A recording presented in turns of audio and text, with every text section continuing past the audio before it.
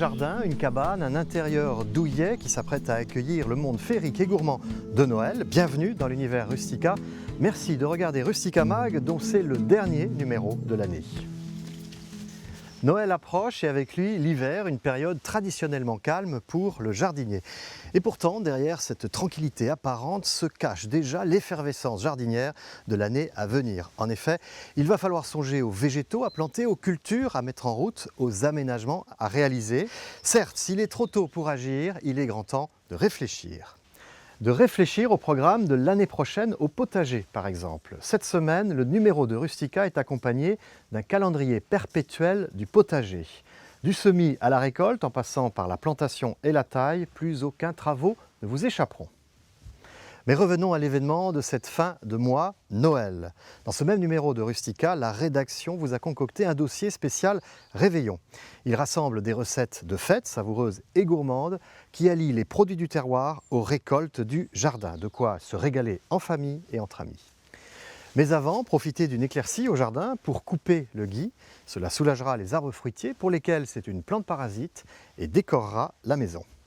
Les boules de gui sont surtout présentes dans les vallées humides, là où il y a des arbres fruitiers. Entre autres, on le retrouve aussi sur les saules et sur les frênes.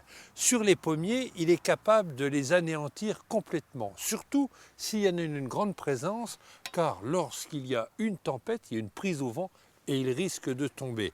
Le gui a aussi un autre inconvénient, c'est qu'il suce la sève de nos arbres fruitiers. Donc il faut les couper. Si on observe une boule de gui, on s'aperçoit qu'elle pousse davantage sur une branche horizontale ou dans une fourche. C'est là qu'elle va retrouver l'humidité et c'est ce qui va permettre aussi de stabiliser la graine au moment où elle va être déposée à la fois avec un oiseau ou tout simplement au vent. Donc on va éliminer cette boule de gui. Alors il y a plusieurs solutions pour pouvoir le faire. Si la boule est encore très petite, on peut utiliser tout simplement une serpette, ou alors, comme c'est le cas ici, la branche est déjà bien atteinte, on s'aperçoit même qu'elle est morte, il y a du bois mort, donc le mieux c'est de la couper tout simplement juste avant le gui. Alors si on observe cette boule de gui, elle est en plusieurs parties, d'où la difficulté pour pouvoir l'éliminer. Alors si on était dans l'arbre, on pourrait l'arracher de cette façon. Alors sachant quand même que toutes les boules blanches sont toxiques, donc on se méfie. Si vous avez des animaux dans une pâture et notamment des moutons, on l'élimine au fur et à mesure. Les boules de gui sont aussi toxiques pour les humains, donc attention à ça. Même si pour les oiseaux, les boules ne sont pas du tout toxiques. En conclusion, si vous appréciez le gui, conservez-le simplement le jour du 1er janvier car il porte bonheur. En revanche, pour les arbres fruitiers, retirez-le au fur et à mesure qu'il pousse. Au gui l'an 9, le jour de l'an, effectivement, la tradition veut que l'on s'embrasse sous des branches de gui, symbole de prospérité et de longue vie. Alors conservez quelques rameaux que vous réunirez en bouquet, comme ceci, pour l'accrocher sous un porche. Et comme le précise Hubert Fontaine, veillez à bien enlever toutes les baies qui sont terriblement toxiques. Lorsque les jours diminuent, illuminer une terrasse ou un jardin permet d'en prolonger l'utilisation, de mettre en valeur des végétaux ou des objets décoratifs. Pour que les lieux apparaissent sous un angle nouveau, placez ici et là quelques éclairages, comme des lanternes avec des bougies, et laissez le charme agir, c'est réellement magique. Il s'agit effectivement de procéder à l'installation de quelques points lumineux dans votre jardin. Voici quelques exemples à suivre. Deux solutions pour illuminer les végétaux. La première consiste à installer au cœur de chaque buisson un spot à piquer. Il va diffuser de la lumière douce, filtrée par le feuillage, qui révélera la silhouette de chacune des plantes. La seconde concerne les arbres à grand développement, ou les buissons dont la silhouette est exceptionnelle, comme ici cet arbuste taillé en nuage. Le spot est installé au bas de la plante, le faisceau orienté vers le haut. Vous révélerez ainsi la structure et le graphisme du tronc et des branches et valoriserez la nature de l'écorce. À l'illumination des végétaux s'ajoute l'éclairage des œuvres d'art, comme cette sculpture. Là aussi, plantez un spot au bas de l'œuvre de manière à ce que le faisceau révèle des zones d'ombre et de lumière. Vous mettrez ainsi en relief l'ouvrage et en révélerez les contours.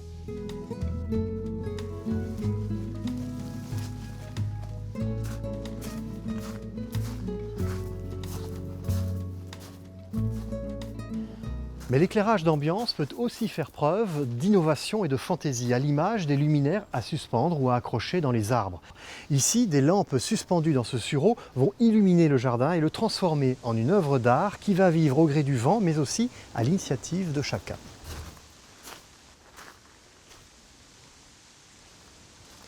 Enfin, sachez que les techniques d'éclairage, telles que les LED ou les systèmes basse tension, sont aujourd'hui économiques et faciles d'usage. Côté énergie, vous vous brancherez sur le réseau électrique ou ferez appel au système solaire, beaucoup plus écologique et surtout de plus en plus performant.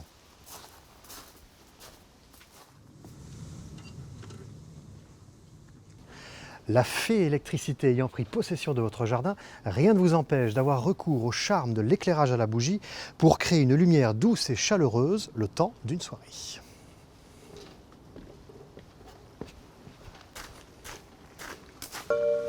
On poursuit les préparatifs de Noël avec la fabrication de petits gâteaux, une tradition que l'on trouve dans certaines régions, notamment en Alsace, où quelques semaines avant Noël, on s'active à fabriquer des gâteaux faits maison.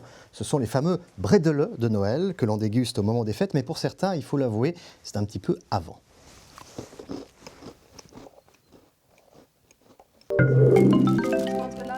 Pas de Noël sans bredele, c'est en tout cas la devise alsacienne. Ces petits gâteaux envahissent les marchés de Noël de Strasbourg.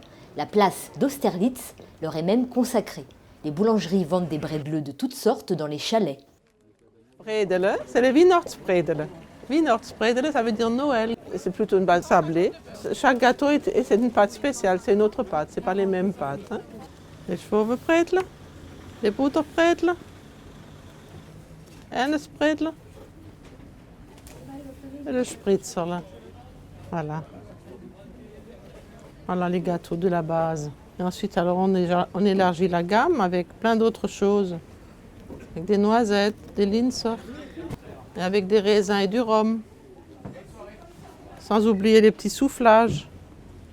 Voilà, et nos super, le star, c'est l'étoile aux amandes. Et le Brunzli, pour finir en beauté. À 50 km de la capitale régionale, la Maison du Pain de Sélestat livre ses secrets de fabrication. C'est avec des amandes et de la cannelle. Autrement, c'est une sablée, beurre, sucre, farine et des œufs un peu.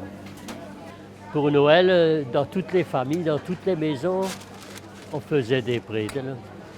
Et maintenant, nous, ici, on essaye de... Là, ça continue toujours, les dames. Mais ici, on essaie de faire des nouvelles recettes aussi. Et les gens qui n'ont pas le temps, ils peuvent les acheter ici. On les étale.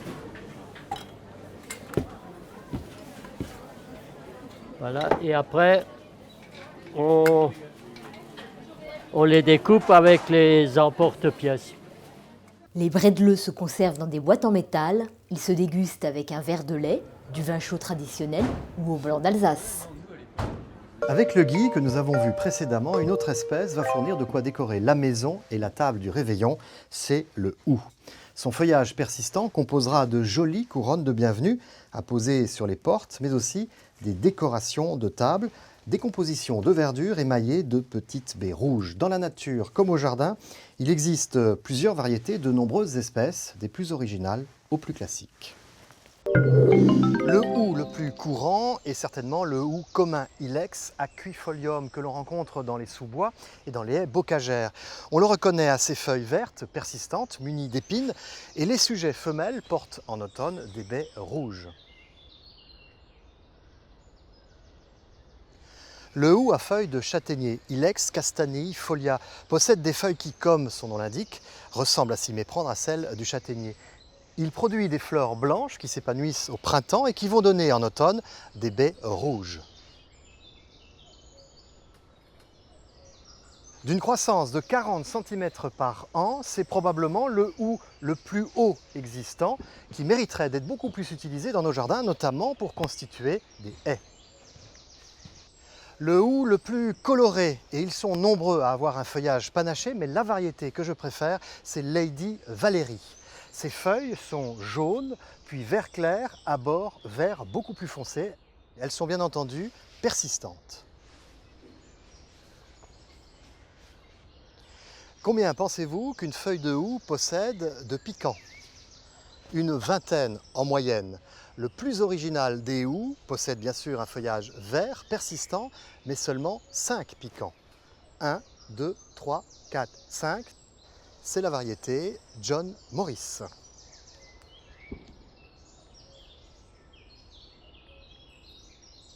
Et le houx le plus féroce porte lui aussi très bien son nom puisqu'il s'agit de l'Ilex aquifolium ferox, une variété qui possède non seulement des épines sur le côté mais également sur la feuille. Le voici ici dans une version à feuillage panaché, vert et blanc. C'est une curiosité botanique.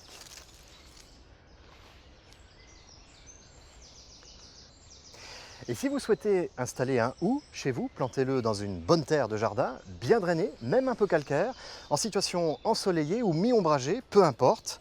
Et pour obtenir des baies, sachez qu'il existe des sujets à fleurs femelles et des sujets à fleurs mâles. Et seuls les houx à fleurs femelles porteront des baies comme ici.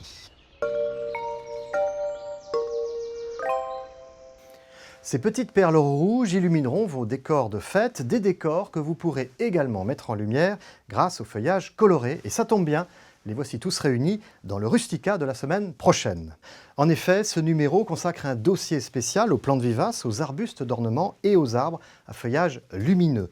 Un coup de projecteur sur des essences dont les feuilles ne sont pas vertes, mais dorées, argentées ou panachées de blanc. Lesquels choisir en fonction de vos envies et de l'effet décoratif recherché, comment les intégrer et les marier dans un massif sans embarioler le résultat. Les réponses et les conseils de bon goût sont dans ce numéro. Et c'est sur cette note colorée que s'achève le 15e et dernier Rustica Mag de l'année. Depuis le mois de mai, nous vous proposons ce magazine 2 fois par mois et vous avez été fidèles, très fidèles à ce rendez-vous. Nous vous en remercions. La saison 1 de Rustica Mag se termine, mais je peux d'ores et déjà vous annoncer que nous serons au rendez-vous l'année prochaine. Mais en attendant, faites donc un tour au jardin, ou mieux encore, restez bien au chaud et profitez-en pour voir et revoir l'ensemble des Rustica Mag depuis le début de l'année sur www.rustica.fr. Et comme d'habitude, n'oubliez pas de nous retrouver pour le prochain numéro de Rustica Mag, ce sera dès le mois de janvier prochain, et pour ma part, je serai au rendez-vous. Retrouvez tous nos conseils sur le site www.rustica.fr.